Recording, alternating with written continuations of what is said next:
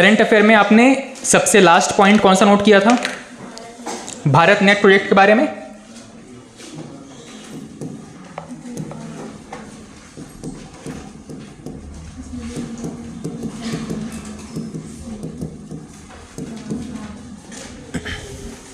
Bharat net project हो गया था,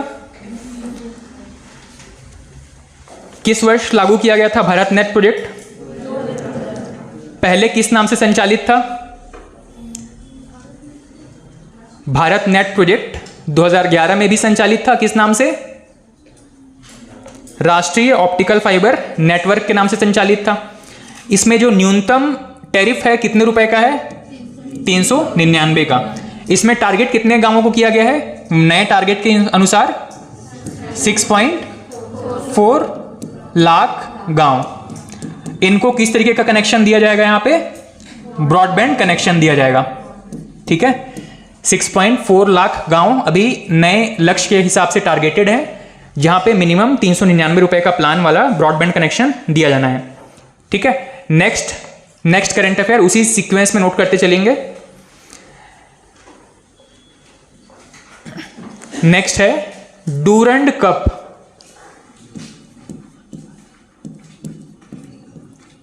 डूरंड कप, एक सबसे बेसिक क्वेश्चन तो यही बनता है, डूरंड कप किस खेल से संबंधित है?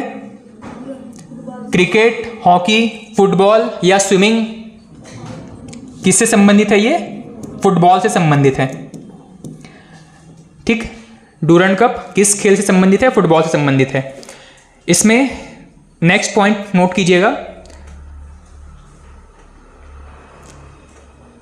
डूरंड कप 2023 के आयोजन,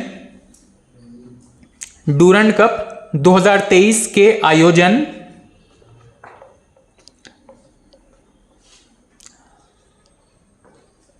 असम के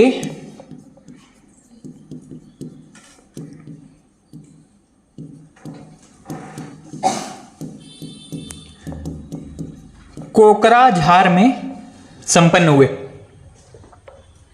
डूरंड कप 2023 का आयोजन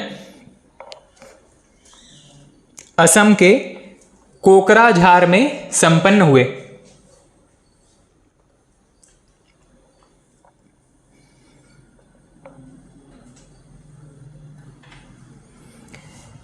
नेक्स्ट पॉइंट है, इसमें कुल 24 टीमों ने भाग लिया।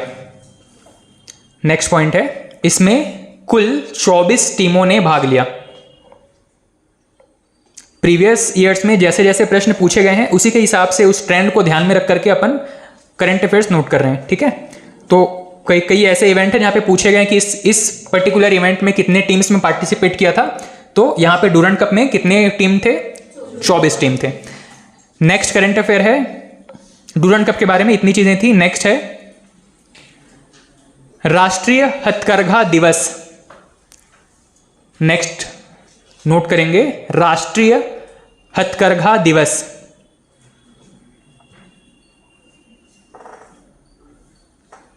ब्रैकेट में 7 अगस्त, राष्ट्रीय हथकरघा दिवस। हथकरघा हैंडलूम 7 अगस्त। ठीक है, राष्ट्रीय हथकरघा दिवस कब मनाया जाता है? 7 अगस्त को।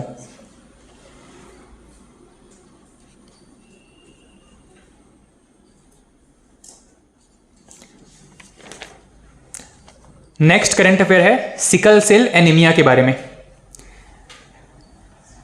ठीक, नेक्स्ट नोट करेंगे सिकल सेल एनीमिया।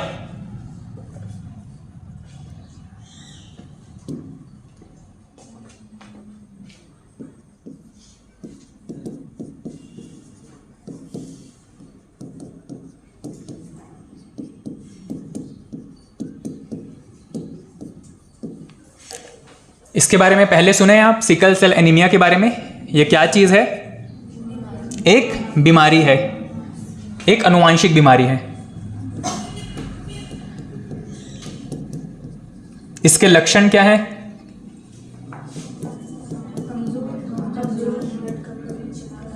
अच्छा, किस चीज को सबसे ज्यादा प्रभावित करता है? ये एनीमिया, मतलब ये ब्लड से रिलेटेड बीमारी है। ठीक है, खून या रक्त संबंधी विकार है। ठीक, इसके बारे में नोट कीजिएगा जो इंपॉर्टेंट करंट अफेयर से संबंधित मामले हैं। सिकल सेल एनीमिया उन्मूलन कार्यक्रम, सिकल सेल एनीमिया उन्मूलन कार्यक्रम, इसको पूरा करेंगे सबसे पहले। सिकल सेल एनीमिया उन्मूलन कार्यक्रम,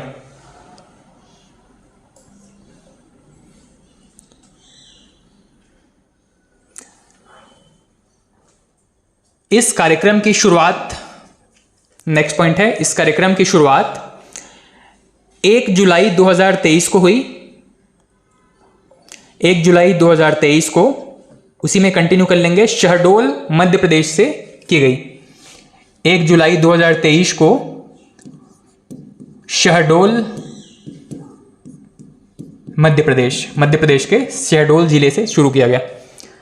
इस कार्यक्रम की शुरुआत 1 जुलाई 2023 को शहडोल मध्य प्रदेश से की गई। नेक्स्ट जो पॉइंट है जहां से प्रश्न सीधा बन सकता है, ऐसे प्रश्न क्योंकि पूछे गए हैं, नोट कीजिएगा। इस कार्यक्रम का लक्ष्य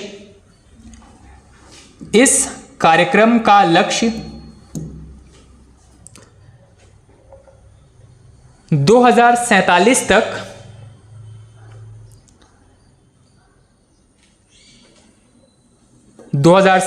तक देश को सिकल सेल मुक्त बनाने का है।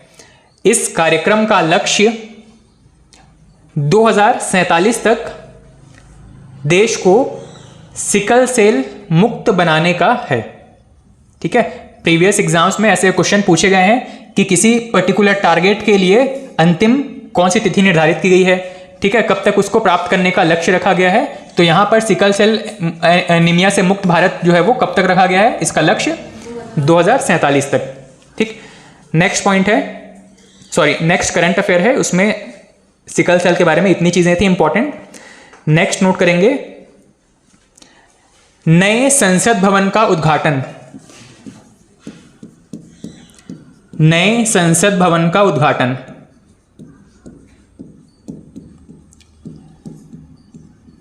इसमें बहुत सारी पॉइंट्स हैं, इसको ध्यान से एक एक करके नोट करते चलेंगे, इसमें से कई सारे क्वेश्चन बन सकते हैं आपके लिए। नए संसद भवन का उद्घाटन, ठीक है, कब किया गया था, ब्रैकेट में वहीं पे डेट लिख लीजिएगा, 28 मई 2023, 28 मई 2023, 28 मई 2023। इसका शिलान्यास, नेक्स्ट बस इसी तरीके से अब पॉइंट में नोट करते चलेंगे। ठीक है, इसका शिलान्यास, इसके कंस्ट्रक्शन का काम कब से शुरू किया गया था, इसका शिलान्यास था 10 दिसंबर 2020। इसका शिलान्यास 10 दिसंबर 2020, 10 दिसंबर 2020। नए पार्लियामेंट हाउस में, नए संसद भवन में लोकसभा और राज्यसभा के लिए जो सीटों की सीटिंग कैपेसिटी है उसको भी बढ़ाया गया है। ठीक है, इसकी जो कुल संख्या है अब लोकसभा राज्यसभा के लिए, इसको नोट कर लीजिएगा, लोकसभा के लिए 888, लोकसभा के लिए 888 और राज्यसभा के लिए 384।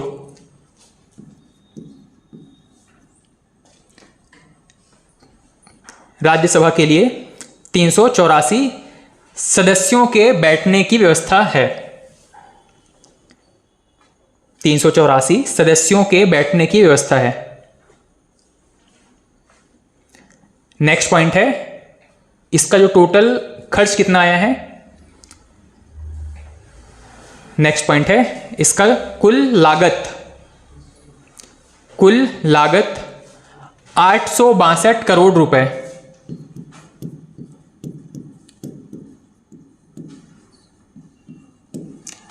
कुल लागत 862 करोड़ रुपए।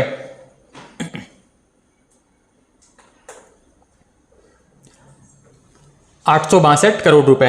ठीक है, यहाँ पे इसका उद्घाटन कब किया गया? 28 मई 2023। इसका शिलान्यास कब किया गया था?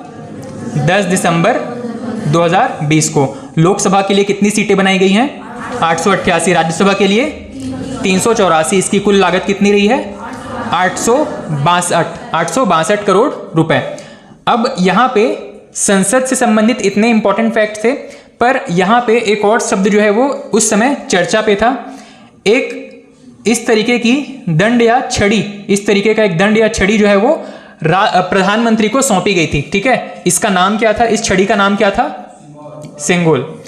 इसके बारे में कुछ पॉइंट्स है, इसको नोट कर लेंगे। इसी संसद भवन के आगे में एक नेक्स्ट पॉइंट नोट करेंगे, सेंगोल।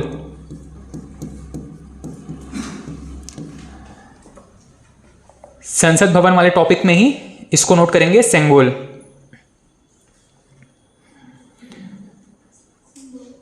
हाँ, एक स्टिक है, एक छड़ी है।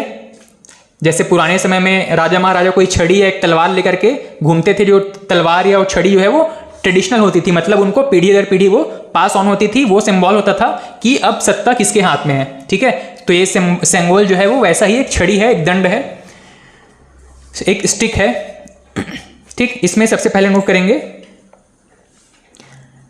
यह न्याय और निष्पक्ष शासन का प्रतीक है। यह न्याय और निष्पक्ष शासन का प्रतीक है।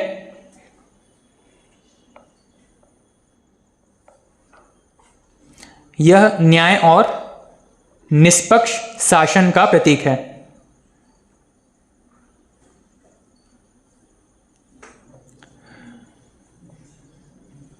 नेक्स्ट पॉइंट है, 14 अगस्त 1947 को 14 अगस्त 1947 को पंडित जवाहरलाल नेहरू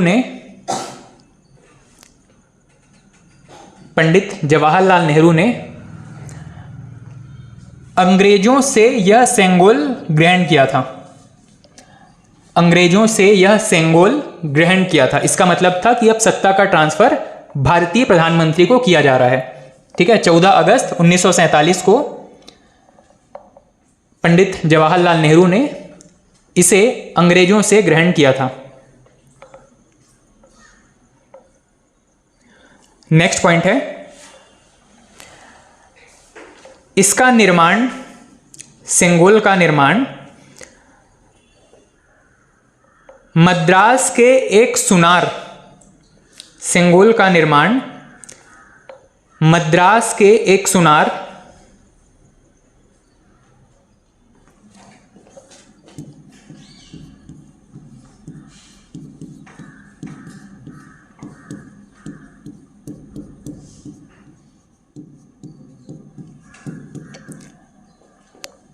वह है ना, ये वन का वह, वुमिदी बंगारू चेट्टी ने किया था। सेंगोल का निर्माण मद्रास के एक सुनार वुमिदी बंगारू चेट्टी ने किया था।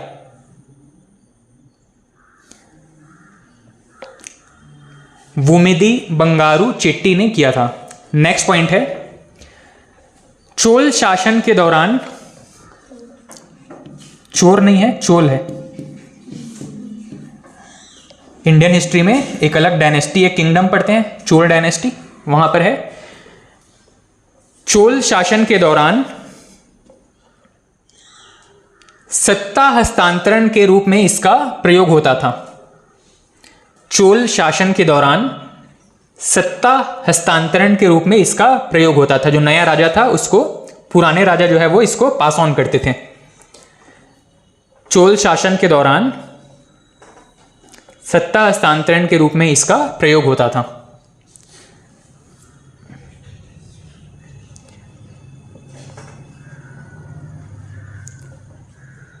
और इसी में ही लोग नोट कर लेंगे, इसको या सेंगोल को राजदंड के नाम से भी जानते हैं। यहां पे दंड पनिशमेंट वाला नहीं है, स्टिक वाला है। राजदंड के नाम से भी जानते हैं, इसे राजदंड के नाम से भी जानते हैं।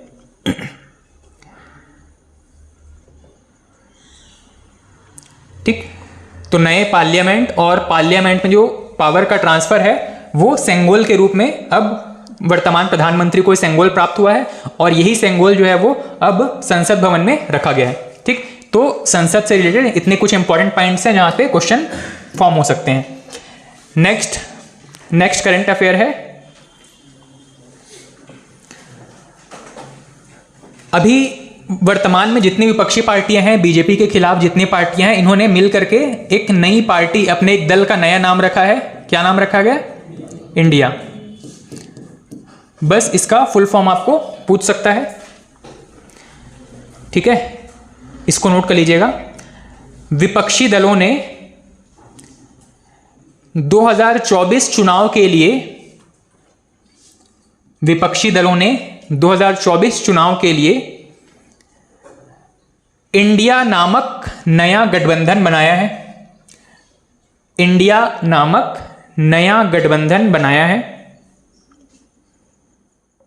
और नीचे इंडिया का फुल फॉर्म नोट कर लीजिएगा।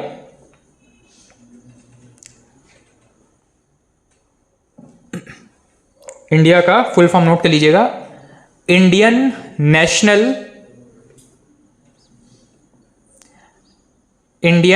National development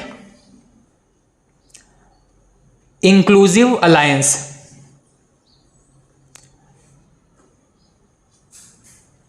inclusive alliance.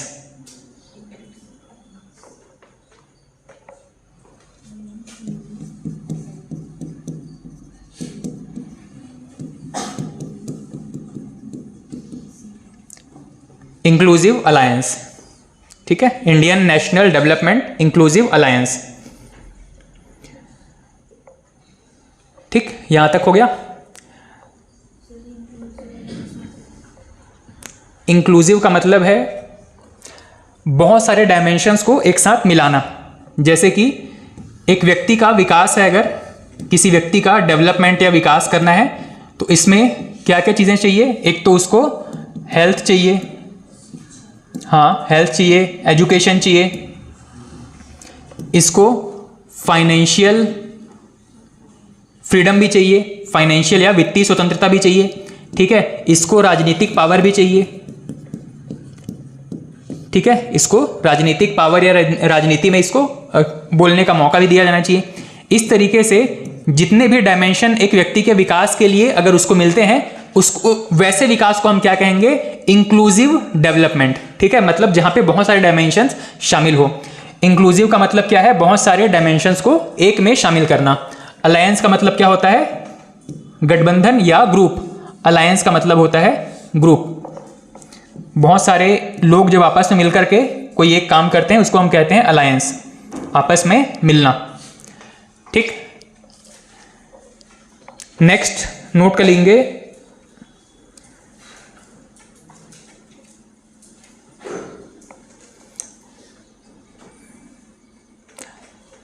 कुछ इलेक्शन हुए हैं जहां पे नए मुख्यमंत्री बने हैं। कुछ राज्यों में नए इलेक्शन हुए हैं जहां पे कुछ लोग जो है वो नए मुख्यमंत्री के रूप में चुन करके आए हैं। इसी को नोट कर लेंगे। 2023 के विधानसभा चुनाव, 2023 विधानसभा चुनाव, सबसे पहला है नागालैंड।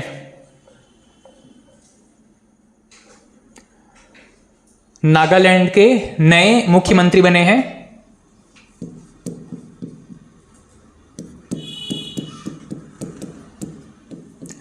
नागालैंड, यहां के नए मुख्यमंत्री बने हैं नेफ्यू रियो।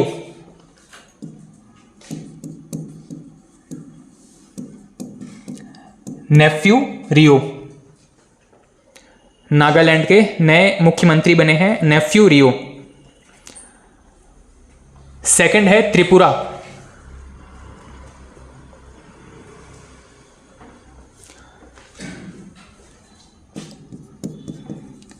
त्रिपुरा के नए मुख्यमंत्री बने हैं माणिक साहा।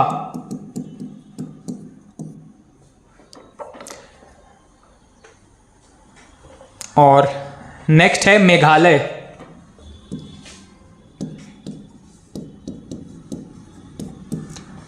मेघालय में नए मुख्यमंत्री बने हैं कोनराड संगमा।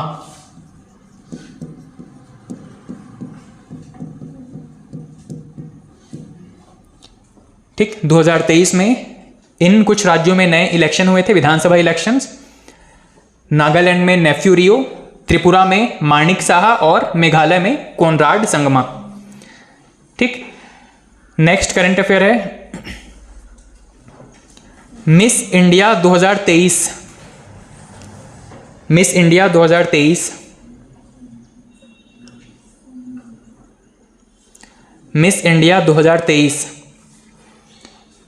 इसकी विजेता हैं नंदिनी गुप्ता, राजस्थान से संबंधित हैं नंदिनी गुप्ता।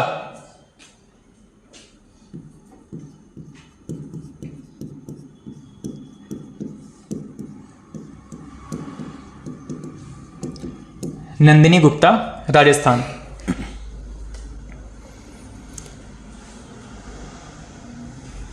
नेक्स्ट पॉइंट है, इसका आयोजन, इस इवेंट के बारे में है, इसका आयोजन अप्रैल 2023 को इम्फाल, किसकी कैपिटल है इम्फाल? मणिपुर। इम्फाल मणिपुर में हुआ।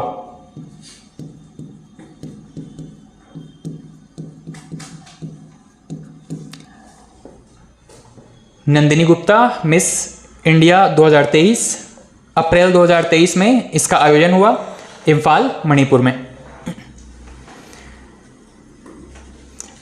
नेक्स्ट करंट अफेयर है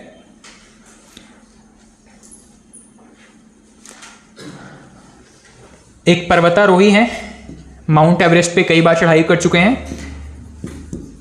कामी रीता शेरपा।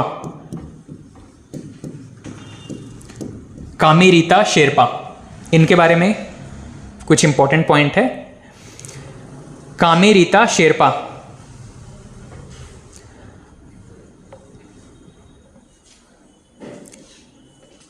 इसमें नोट कर लीजिएगा, 28वीं बार माउंट एवरेस्ट फतह है। 28वीं बार माउंट एवरेस्ट फतह।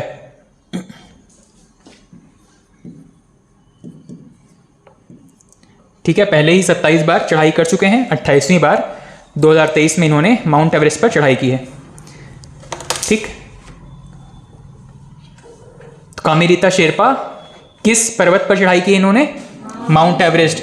कौन से नंबर का ये एक्सपीडिशन था? 28वें नंबर का। ठीक है, चलिए बाकी का नेक्स्ट क्लास में करते हैं। Okay, thank you.